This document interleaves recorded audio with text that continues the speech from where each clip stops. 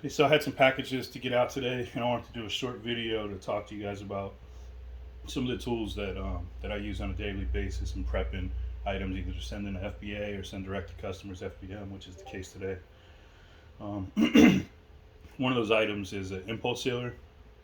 I think this was about 80 bucks, but it's more than paid itself off and how much utility we get out of it.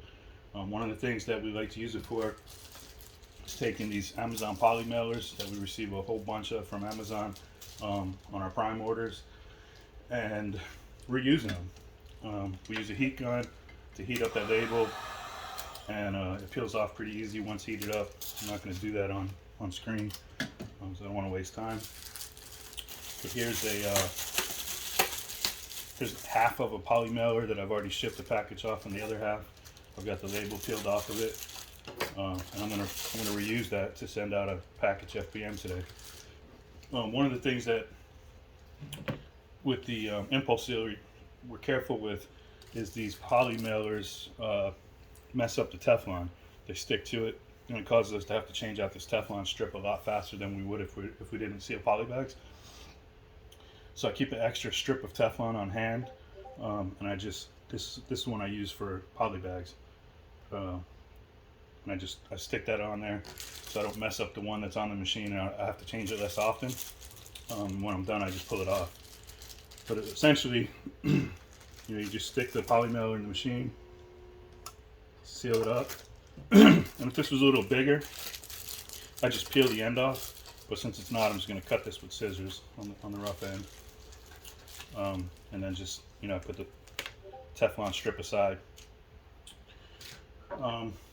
Always got to have a utility knife handy. We've got them all over the house, anywhere we package and prep materials.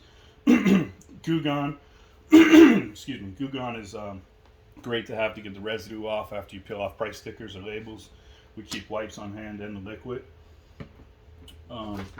Just a bucket with different things we use: tape measure, scissors, some extra labels, like caution labels, not to cut into squishmallows in the packaging. Individual seller unit labels, and glue. Glue guns are great to have around, either when you get packages that are, partially opened and you don't want to send them out that way. You put a dab of this on there, seal the package back up, and it's factory new. Also, when you got to make boxes for awkward sized items, you can cut the box open and seal it back up once you get the size you need with the glue gun. We keep two different sizes of polyfilm on hand. This is 16 inch, and I think this is 10 inch. When an item's under 10 inches, we don't want to waste 16 inches width of polyfilm, so we use the 10 inch one. We just swap these out. But the polyfilm's great. Use it to anything that you can touch the product. We take that and we seal it up in poly wrap, and we shrink it with the heat gun before we send it FBA.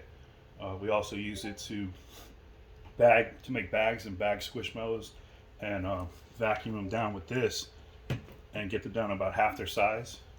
Then we shrink that and seal it closed, and we're able to store them and mail them that way. And last but not least, we have a ring camera, really small camera we keep on hand here. We like to use it whenever we're packaging higher dollar items like graphics cards or video game consoles. We actually record the process of packaging it. The shipping label with the buyer's name on it, as well as the serial number and model number and stuff on the product label.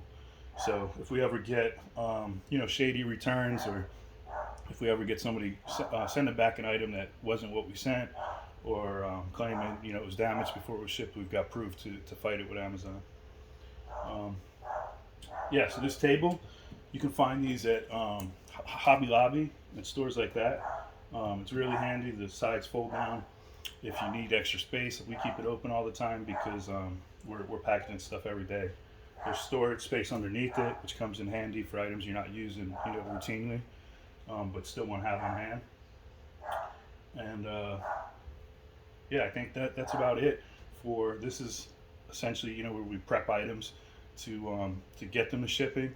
I'll do another video and show you guys the scales and boxes and stuff, and where we prep the items to actually weigh them, measure them, and put the labels on them to get them out.